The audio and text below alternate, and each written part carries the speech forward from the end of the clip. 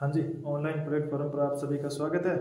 तो हमने जो शुरू किया था टॉपिक, उसमें पहले प्रैक्टिस सेट में हमने 10 क्वेश्चन किए थे, दूसरे में 15 किए थे और आज हमारा टॉपिक है वह ख़त्म हो जाएगा।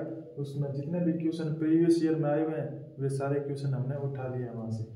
तो अपना पहला क्वेश्चन है, किसके अनुसार शिक्षा मनोविज्ञान है वह शिक्षा का विज्ञान है। ये चार अपने को दे रखे हैं जो वैज्ञानिक है।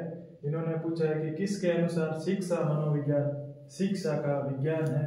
तो स्किनर, पिल्सबर्ग, ब्रूनर, ये गणित स्कूल प्राध्यापक 2016 में ये क्वेश्चन पूछा गया था।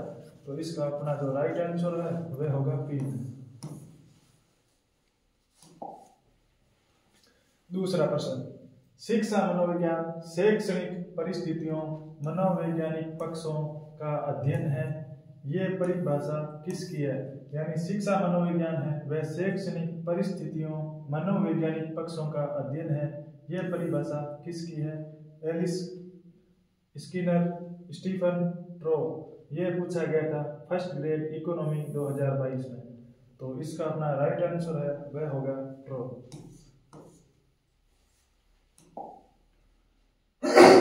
शिक्षा मनोविज्ञान शैक्षणिक विकासस्य क्रमानुसारम् अध्ययनमस्ति निम्नलिखित कथनम् अस्ति।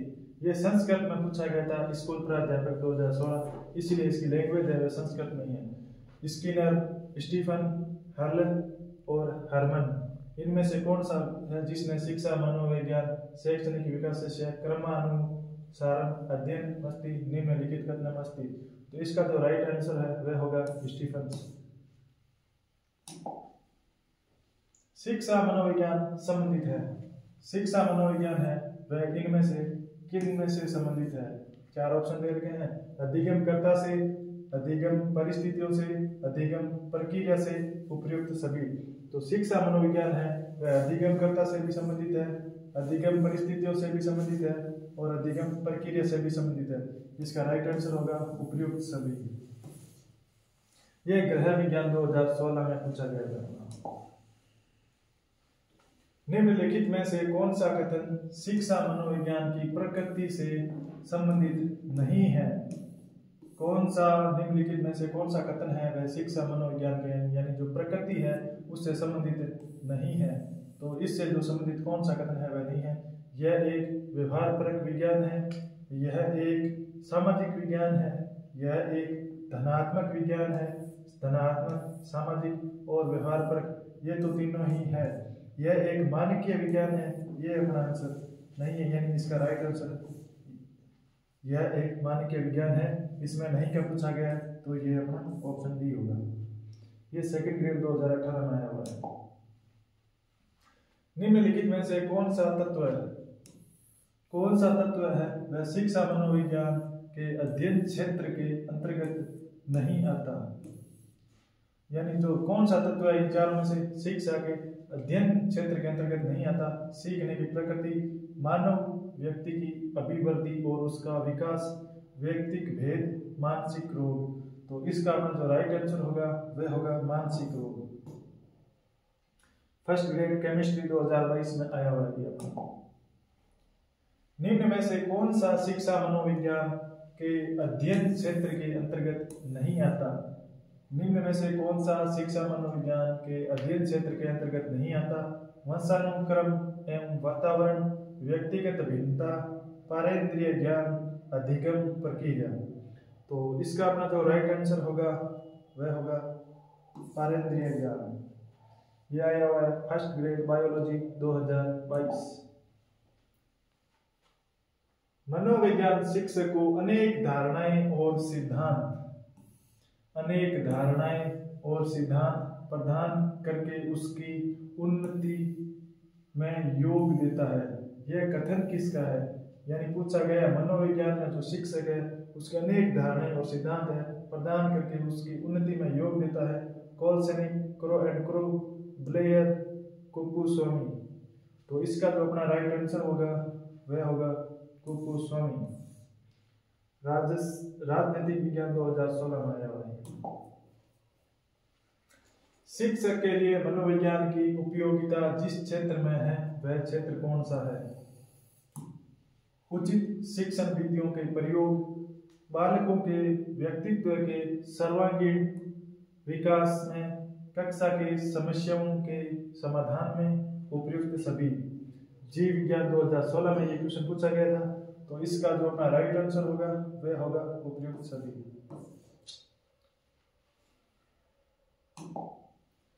शिक्षा मनोविज्ञान शिक्षक की सहायता करता है। शिक्षा मनोविज्ञान है वह शिक्षक की सहायता करता है स्वयं को जानने में, छात्रों को जानने में, कक्षा की समस्याओं को जानने में उपयुक्त सभी।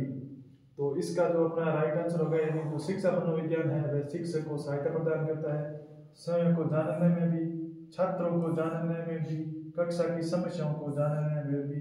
इसका मतलब इसका राइट आंसर होगा उपयुक्त सभी। ये राजनीति विज्ञान 2016 में आया हुआ है। शिक्षा मनोविज्ञान की सहायता करती है, यानी जो शिक्षा मनोविज्ञान है वह सहायता करती है विकास की विशेषताओं की समझने में, व्यक्तिक विभिन्नताओं को समझने में, बालकों की समस्याओं को समझने में उपयुक्त सभी। गणित 2016 में ये क्वेश्चन पूछा गया था, यानी जो शिक्षा मनोविज्ञान की सहायता करती है विकास की विशेषताओं को समझने में, ये भी राइट है। व्यक्तिक विभिन्नताओं को समझने में, ये भी अपना राइट है। बालकों की समस्याओं को समझने में, ये भी राइट है। इसका मतलब उपयुक्त सभी, ये अपना राइट आंसर होगा उपयुक्त सभी। निम्न में से कौन सी शिक्षा मनोविज्ञान की सर्वाधिक है? वह व्यक्तिनिष्ठ विधि है। निम्न में से कौन सी शिक्षा मनोविज्ञान की सर्वाधिक व्यक्तिनिष्ठ विधि है? निरीक्षण, बहिर्दर्शन, प्रायोगिकरण, अंतर्दर्शन। तो ये अपने 4 ऑप्शन है। इसमें पूछा है कौन सी शिक्षा मनोविज्ञान की सर्वाधिक व्यक्तिनिष्ठ विधि है? वह है अंतर्दर्शन। यूपी टेट 2022 में आया हुआ है।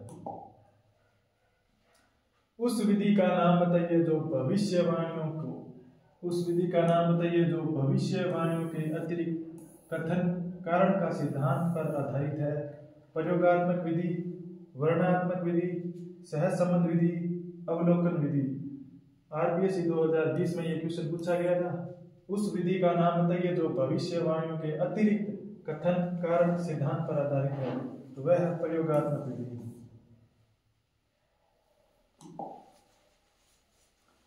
विद्यालय से पलायन करने वाले बालक, विद्यालय से जो पलायन करने वाले बालक हैं, बालक के अध्ययन की सबसे उपयुक्त विधि कौन सी है? केस स्टडी विधि, प्रश्नावली विधि, सर्वेक्षण विधि और प्रयोगात्मक विधि। आरपीएससी 2014 में ये क्वेश्चन पूछा गया था। विद्यालय से पलायन करने वाले बालकों के अध्ययन की सबसे उपयुक्त विधि है, तो वो विधि है case study.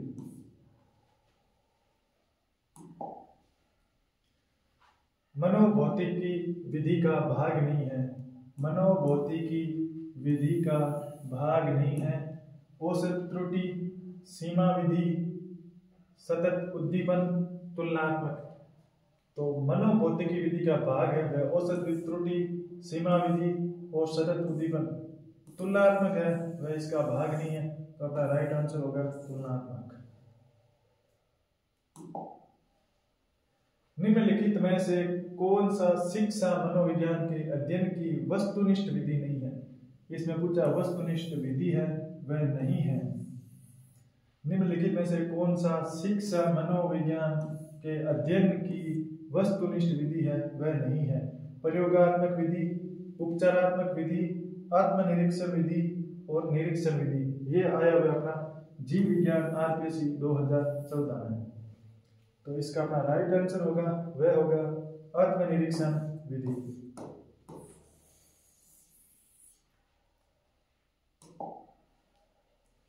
Principles of psychology नामक पुस्तक के लेखक कौन है?